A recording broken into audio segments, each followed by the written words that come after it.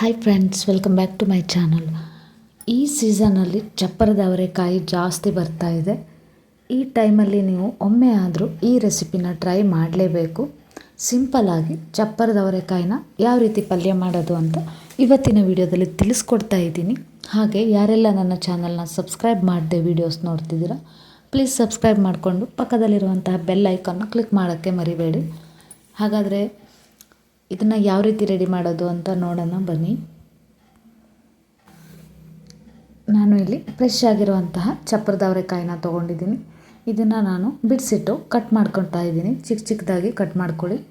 ಅದಾದಮೇಲೆ ಒಂದು ಕಡಾಯಿಗೆ 2 ಸ್ಪೂನ್ ಆಗುವಷ್ಟು ಕಡಲೆ ಬೀಜ, ಗ್ಯಾಸ್ ಫ್ಲೇಮ್ನ ಲೋ ಆಗಿ ಇಟ್ಕೊಳ್ಳಿ, ತುಂಬ ಕಡಿಮೆಲೆ ಇಟ್ಕೊಳ್ಳಿ. 2 ಸ್ಪೂನ್ ಕಡಲೆ ಬೀಜ, 2 ಸ್ಪೂನ್ ಕಡಲೆಬೇಳೆ, ಅದಾದಮೇಲೆ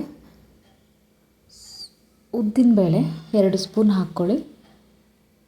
ಹಾಗೆ ಚೆನ್ನಾಗಿ ಕಂದು ಬಣ್ಣ ಬರೋ ತನಕ ಫ್ರೈ ಮಾಡಿಕೊಂಡು ಬ್ಯಾಡಗಿ ಮೆಣಸಿನ್ಕಾಯಿ ರುಚಿಗೆ ತಕ್ಕ ಹಾಗೆ ಸೇರಿಸ್ಕೊಳ್ಳಿ. ನಾನು 5 ಬ್ಯಾಡಗಿ ಮೆಣಸಿನ್ಕಾಯಿನ ಸೇರಿಸಿದ್ದೀನಿ. ಅದಾದಮೇಲೆ ಸ್ವಲ್ಪ ಎಳ್ಳು, ಅದರ ಜೊತೆಗೆ ಉಪ್ಪು ಇಷ್ಟನ್ನು ಸೇರಿಸಿ ಚೆನ್ನಾಗಿ ಫ್ರೈ ಮಾಡ್ಕೊಳ್ಳಿ. ಇದು ಕಂದು ಬಣ್ಣಕ್ಕೆ ತಿರುಗಿದ ಮೇಲೆ ಗ್ಯಾಸ್ನ ಆಫ್ ಮಾಡಿಕೊಂಡು ಅದೇ ಕಡಾಯಿಗೆ ನಾನು 4 ಸ್ಪೂನ್ ಆಗುವಷ್ಟು ಎಣ್ಣೆನ ಸೇರಿಸಿದ್ದೀನಿ. ಅದಾದಮೇಲೆ ಒಗ್ಗರಣೆಗೆ ರೆಡಿ ಮಾಡ್ಕೊತಾ ಇದ್ದೀನಿ. ಸಾಸಿವೆ, ಜೀರಿಗೆ, ಬೆಳ್ಳುಳ್ಳಿ ಹಾಗೆ ಕರಿಬೇವು ಇಷ್ಟನ್ನು ಹಾಕಿ ಚೆನ್ನಾಗಿ ಫ್ರೈ ಮಾಡ್ಕೊಳ್ಳಿ. ಅದಕ್ಕೆ 2 ಈರುಳ್ಳಿನ ಕಟ್ ಮಾಡಿ ಹಾಕಿದ್ದೀನಿ. ಈ ಕಟ್ ಮಾಡಿರುವಂತಹ ಈರುಳ್ಳಿ ಸ್ವಲ್ಪ ಫ್ರೈ ಆದಮೇಲೆ ಅರ್ಧದಷ್ಟು ಟೊಮೊಟೊ ಜಾಸ್ತಿ ಬೇಡ. ಹಾಗೆ ಆಗಲೇ ಹುರಿದಿಟ್ಕೊಂಡಿದ್ದೀರಲ್ಲ ಕಡಲೆಬೇಳೆ, ಕಡಲೆಕಾಳೆಲ್ಲನೂ ಅದನ್ನು ಗ್ರೈಂಡ್ ಮಾಡ್ಕೊಳ್ಳಿ. ತರ್ತರಿಯಾಗಿ ಗ್ರೈಂಡ್ ಮಾಡಿಕೊಂಡು 2 ಸ್ಪೂನ್ ಸೇರಿಸ್ತಾ ಇದ್ದೀನಿ. ಅದಕ್ಕೆ ಅಚ್ಚ ಖಾರದ ಪುಡಿ 2 ಸ್ಪೂನ್ ಸೇರಿಸಿದ್ದೀನಿ. ಹಾಗೆ ಅರಿಶಿನ 1 ಸ್ಪೂನ್, ರುಚಿಗೆ ತಕ್ಕಷ್ಟು ಉಪ್ಪು ಇಷ್ಟನ್ನು ಸೇರಿಸಿ ನೀವು ಕಟ್ ಮಾಡಿ ಇಟ್ಕೊಂಡಿರೋಂತಹ ಚಪ್ಪರದ ಅವರೆಕಾಯಿನ ಇದಕ್ಕೆ ಸೇರಿಸ್ಕೊಳ್ಳಿ.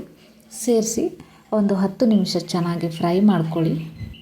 ಅದಾದಮೇಲೆ ತುರಿದಿಟ್ಟಿರುವಂತಹ ತೆಂಗಿನ ತುರಿನ ಸೇರಿಸಿ ಅದು ಒಂದು 1/4 ಕಪ್ ಆಗುವಷ್ಟು ಹಾಕಿದ್ದೀನಿ, ಜಾಸ್ತಿ ಸೇರಿಸಿಲ್ಲ. ಇಷ್ಟನ್ನು ಚೆನ್ನಾಗಿ ಫ್ರೈ ಮಾಡಿದ ಮೇಲೆ ಇದನ್ನು ಬೇಯಿಸೋಕ್ಕೆ ಒಂದು ಸ್ವಲ್ಪನೇ ನೀರು ಸೇರಿಸಿ ಮುಚ್ಚಿಟ್ಟು ಬೇಯಿಸಿ. ತುಂಬಾ ಚೆನ್ನಾಗಿರುತ್ತೆ. ಈ ರೀತಿ ನೀವು ಒಮ್ಮೆ ಟ್ರೈ ಮಾಡಿ ನೋಡಿ, ತುಂಬಾ ಟೇಸ್ಟಿಯಾಗಿರುತ್ತೆ.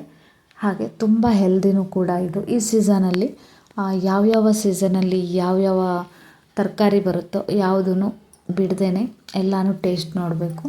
ಹಾಗೆ ನೋಡಿ, ಒಂದು 15 ನಿಮಿಷ ಚೆನ್ನಾಗಿ ಬೇಯಿಸಿದ್ದೀನಿ.